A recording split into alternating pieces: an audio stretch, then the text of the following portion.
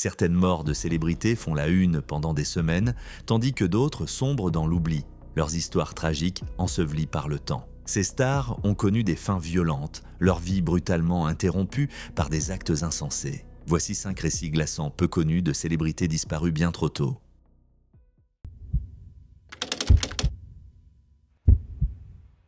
En décembre 1986, un décès atroce survenu dans un quartier huppé de Los Angeles a secoué Hollywood. Les détails étaient troublants, presque surréalistes. Une actrice vieillissante, un fils atteint d'un trouble rare et une histoire qui oscille entre chagrin et horreur. Au cœur de ce drame, une actrice autrefois star de films de série B et amante d'un roi, devenue le sujet d'une fin des plus inquiétantes. Née Harriet Pearl Shapiro en 1927, Suzanne Cabot n'a jamais eu la vie facile. Après l'abandon de son père et l'internement de sa mère, Suzanne s'est retrouvée orpheline. Elle a passé sa jeunesse ballottée de foyers en foyers dans le Bronx. Mais de cette obscurité était née une véritable artiste.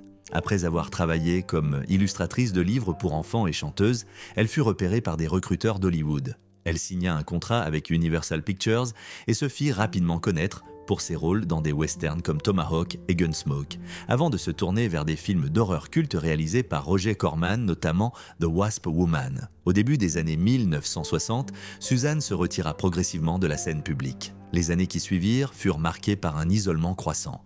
Elle vivait dans une grande maison délabrée en Californie. Et à mesure que sa notoriété s'éteignait, sa santé mentale déclinait. Elle souffrait de dépression, de phobie et d'une paranoïa intense. Son fils unique, Timothy Roman, était atteint d'une forme de nanisme hypophysaire. Grâce à un traitement expérimental utilisant des hormones extraites de glandes pituitaires de cadavres, il était passé d'une taille prévue de 1,20 m à plus d'1,50 m. Mais ces traitements comportaient des risques, certains lots s'étaient révélés contaminés par des éléments liés à la maladie de Creutzfeldt-Jakob, une affection cérébrale rare et mortelle. L'état psychologique de Timothy, déjà fragile du fait d'un environnement instable, devint une source d'inquiétude supplémentaire. Dans la nuit du 10 décembre 1986, un appel au 911 fut passé depuis le domicile de Suzanne.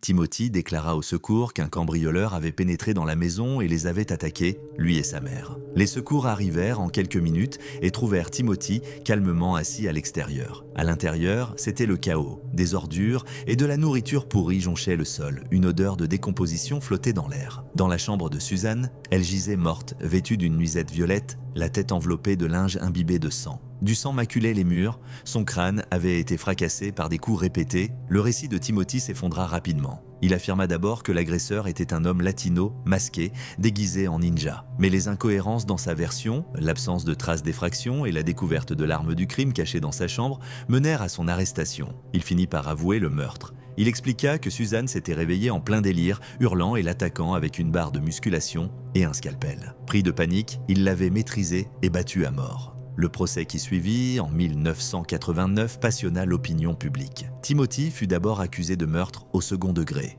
Mais à mesure que s'accumulaient les preuves du déclin mental de Suzanne et de l'état psychologique fragile de son fils, l'accusation fut requalifiée. La défense le présenta comme le produit tragique d'une expérimentation médicale inhumaine et d'une mère profondément dérangée. Le tableau dressé était celui d'un foyer rempli de peur, de délire et d'instabilité émotionnelle. Un rapport pédiatrique révéla que le comportement de Suzanne avait commencé à nuire au développement émotionnel de Timothy dès l'âge de 11 ans. La juge, Darlene Echamp, fut visiblement bouleversée par les preuves, en particulier par une vidéo montrant l'état déplorable de la maison. Elle reconnut le lourd fardeau psychologique que Timothy avait porté. Le 10 octobre 1989, il fut reconnu coupable d'homicide involontaire. Tenant compte du temps déjà passé en détention, il fut condamné à 3 ans de probation. La mort de Suzanne Cabot scella une fin tragique à une vie marquée par les blessures du passé et noyée dans l'oubli d'une célébrité déchue. La maison de Charmion Lane, jadis perchée au-dessus de Los Angeles, a depuis été démolie.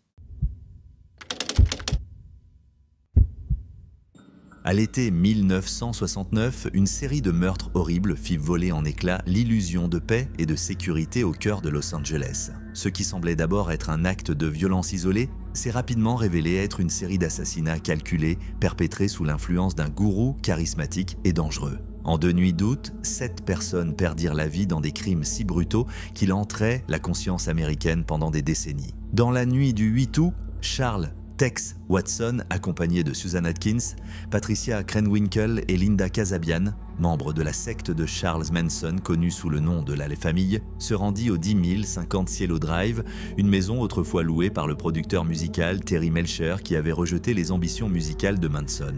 Cette nuit-là, la maison était occupée par l'actrice Sharon Tate, enceinte de 8 mois et demi. Son ami proche, le coiffeur de célébrité Jay Sebring, Abigail Folger, héritière de l'empire du café Folger, le petit ami de Folger, le scénariste en devenir Wojciech Frykowski, et Steven Parent, un jeune homme de 18 ans. Peu après minuit, Watson coupa les lignes téléphoniques et le groupe pénétra sur la propriété à pied. Parent fut la première victime.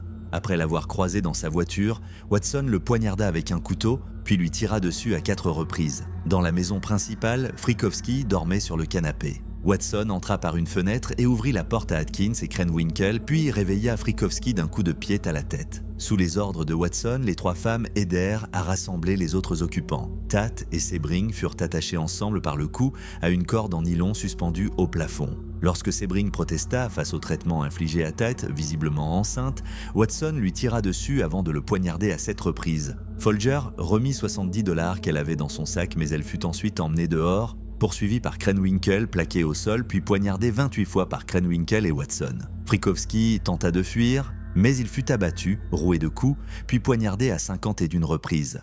L'attaque fut si violente que l'arme de Watson en fut endommagée au point d'être inutilisable. À l'intérieur, Sharon Tate supplia pour sa vie et celle de son enfant à naître, allant jusqu'à proposer d'être prise en otage. Mais ces supplications furent ignorées. Elle fut poignardée 16 fois par Watson et Atkins.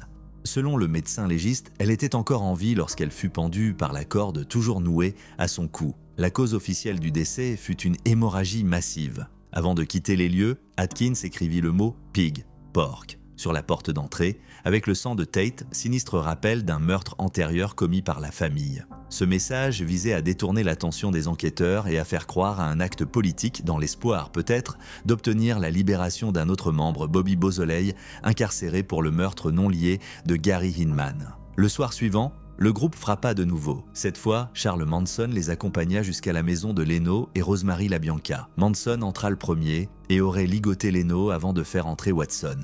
Rosemary fut ensuite amenée dans le salon. Les têtes du couple furent recouvertes de thé d'oreiller attachés avec des fils de lampe. Manson quitta ensuite la maison et ne participa pas davantage à l'attaque. À l'intérieur, la violence s'intensifia rapidement. Watson commença à poignarder Leno avec une baïonnette en débutant par la gorge. En entendant Rosemary se débattre dans la chambre, il alla rejoindre Krenwinkel et Leslie Van Houten pour l'immobiliser, la poignardant à plusieurs reprises. Watson retourna ensuite auprès de Leno, le poignardant au total 12 fois et gravant le mot « War »,« guerre » sur son abdomen. Rosemary fut poignardée 16 fois par Van Houten.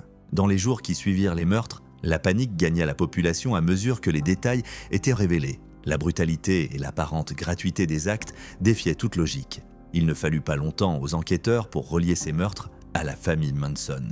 Finalement, Atkins, Krenwinkel, Van Houten, Watson et Manson furent arrêtés et traduits en justice. Tous furent condamnés et initialement promis à la peine de mort. Cependant, en 1972, la Cour suprême de Californie déclara dans l'affaire People vs. Anderson que la peine de mort était inconstitutionnelle. En conséquence, les condamnations à mort de plus d'une centaine de détenus, y compris les 5 responsables des meurtres, Tate LaBianca, furent commuées en peine de réclusion à perpétuité avec possibilité de libération conditionnelle. L'impact des meurtres Tate LaBianca alla bien au-delà des tribunaux. Ces assassinats marquèrent la fin symbolique des années 1960, éteignant l'optimisme du mouvement contre-culturel. Leur caractère rituel et sadique inaugura une nouvelle ère de peur et de méfiance dans la société américaine, période souvent appelée la panique satanique. L'innocence de la décennie fut enterrée avec les victimes. Sharon Tate, jeune actrice pleine de promesses, fut arrachée à la vie à quelques semaines de son accouchement. Jay Sebring, pionnier de la coiffure masculine,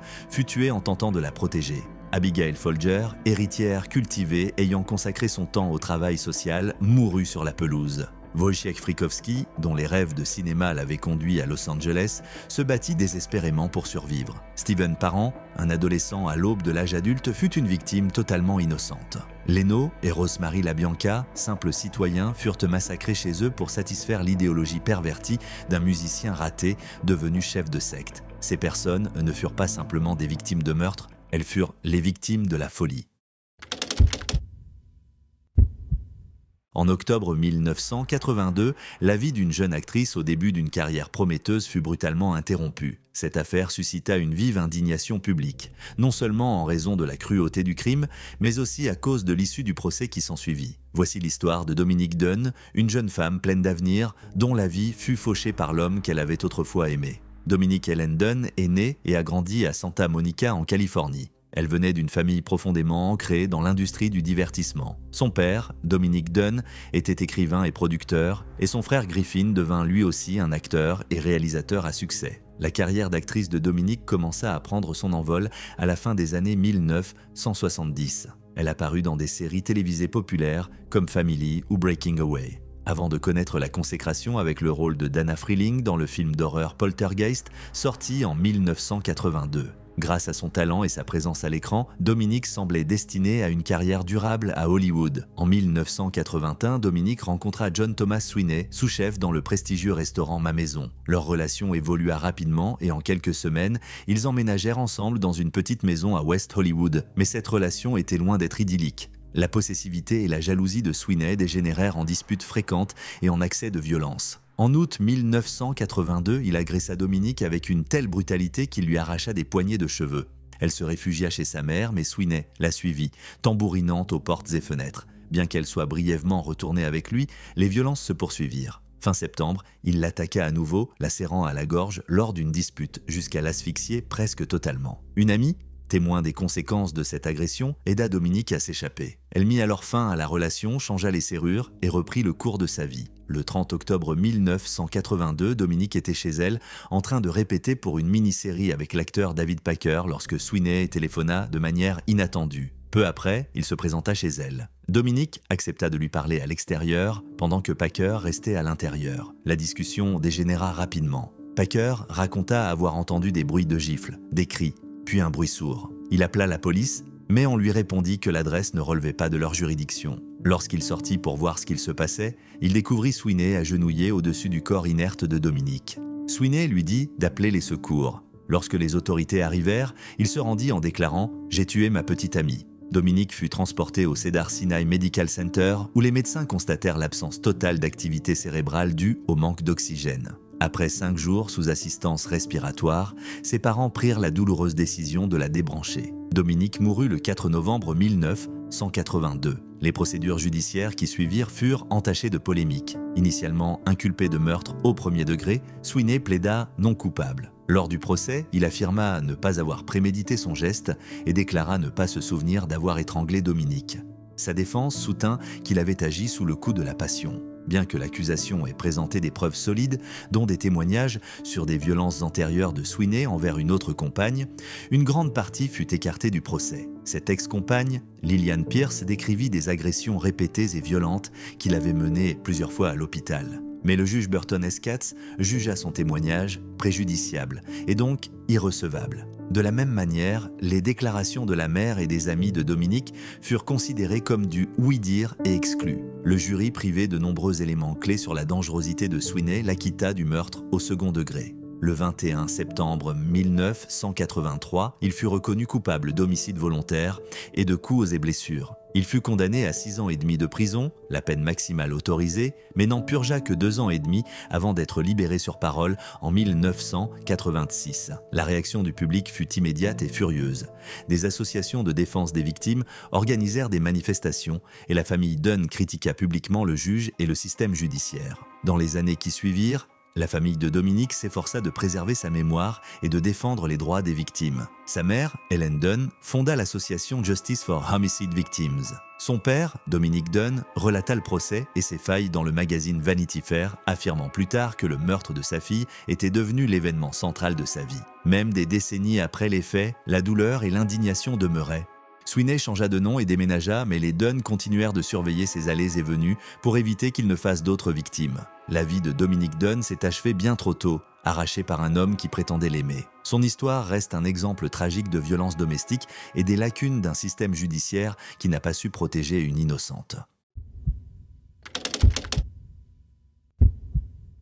Sous la chaleur étouffante d'un été à Scottsdale, une macabre découverte dans un paisible complexe résidentiel vint briser le calme ambiant. Nous étions le 29 juin 1978. L'homme retrouvé mort, ligoté et battu à mort, avait autrefois été une figure familière du petit écran. Mais derrière ce visage connu se cachait un enchevêtrement d'obsessions, de trahisons et de questions sans réponse qui hanterait ses proches et frustrerait les enquêteurs pendant des décennies. Bob Crane, de son vrai nom Robert Edward Crane, est né le 13 juillet 1928. Artiste né, il se passionne pour la batterie dès l'âge de 11 ans et entame sa carrière dans le divertissement à la radio, d'abord à New York, puis dans le Connecticut. Son charisme et sa vivacité d'esprit le propulsent au sommet des ondes à Los Angeles, où il anime l'émission matinale numéro 1 de la ville. Il se tourne vers la comédie au début des années 1960 et rencontre rapidement le succès. En 1965, il décroche le rôle qui marquera à jamais sa carrière, celui du colonel Robert Hogan dans Hogan's Heroes.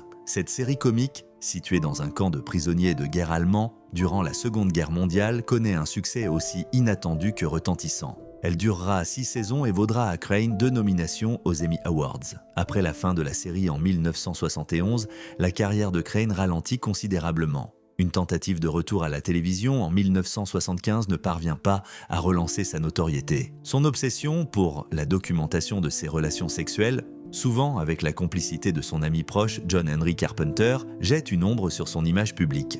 Carpenter, vendeur de matériel vidéo, fournissait à Crane les outils pour filmer ses ébats. Ensemble, ils voyageaient fréquemment et organisaient des rencontres avec des femmes dont certaines déclarèrent plus tard ne pas savoir qu'elles étaient filmées. En 1978, Bob Crane se trouvait à Scottsdale, en Arizona, pour jouer dans une pièce de théâtre. Le 29 juin, après qu'il ne se soit pas présenté à un déjeuner prévu, sa partenaire de scène, Victoria Ann Berry, partit à sa recherche et le découvrit sans vie. Crane avait reçu 2 violents coups à la tête, vraisemblablement infligés par un objet contondant, possiblement un trépied de caméra. Un câble électrique était enroulé autour de son cou. Du sang maculait les murs, le plafond et l'oreiller. Aucune trace d'effraction ni de vol ne fut relevée. Les soupçons se portèrent rapidement sur Carpenter, qui s'était rendu à Phoenix quelques jours avant le meurtre. Des traces de sang, correspondant au groupe sanguin de Crane, furent découvertes dans la voiture de location de Carpenter. Bien que les tests ADN n'existaient pas encore à l'époque, ces éléments étaient troublants. Pourtant, faute d'armes du crime et de preuves irréfutables,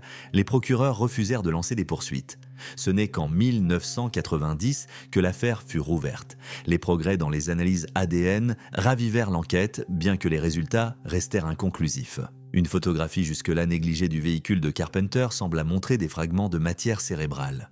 L'échantillon ayant disparu, seule l'image fut jugée recevable. En 1992, Carpenter fut arrêté et inculpé pour le meurtre de Crane. Lors du procès de 1994, le fils de la victime, Scotty Crane, témoigna que son père souhaitait mettre fin à sa relation avec Carpenter, qu'il considérait désormais comme une présence indésirable. La défense répliqua en appelant des témoins affirmant avoir vu les 2 hommes dîner ensemble dans une ambiance détendue la veille du meurtre. Elle critiqua également la faiblesse des preuves, jugées circonstancielles et peu fiables. L'absence d'armes du crime, la détérioration des preuves matérielles et l'existence d'autres pistes, comme celle d'un partenaire jaloux, semèrent le doute. Carpenter fut acquitté. Il clama son innocence jusqu'à sa mort en 1998. En 2016, les derniers efforts pour analyser l'ADN résiduel n'apportent aucun résultat probant. Les ultimes traces matérielles furent entièrement consommées par les tests, mettant fin à toute possibilité d'analyse future. Les soupçons persistent, mais l'affaire demeure officiellement non résolue. La mort de Bob Crane marque la fin tragique et sinistre d'une vie, autrefois synonyme de charme et de comédie. Par une nuit d'été en 1975, une étoile montante du théâtre et de la télévision américaine a connu une fin tragique et absurde. La promesse d'un avenir radieux fut brutalement anéantie, laissant derrière elle le chagrin, l'incompréhension et un mystère glaçant qui demeure non résolu à ce jour. Barbara Colby est née le 2 juillet 1939 et a découvert sa passion pour le théâtre durant sa dernière année de lycée à la Nouvelle-Orléans. Après avoir obtenu son diplôme en 1957, elle reçut une bourse pour le Bard College à New York, puis suivit un semestre d'études à la Sorbonne, à Paris. Une fois ses études terminées, elle s'installa à Manhattan, exerçant brièvement les métiers de serveuse et de secrétaire, tout en se consacrant entièrement à sa carrière d'actrice. Son travail sur scène attira rapidement l'attention. Après une performance remarquée dans 6 personnages en quête d'auteur en 1964, elle enchaîna ensuite les rôles dans de nombreuses pièces, recevant notamment des éloges pour son interprétation de Portia dans Jules César. Barbara dégageait un charisme bien au-delà des planches.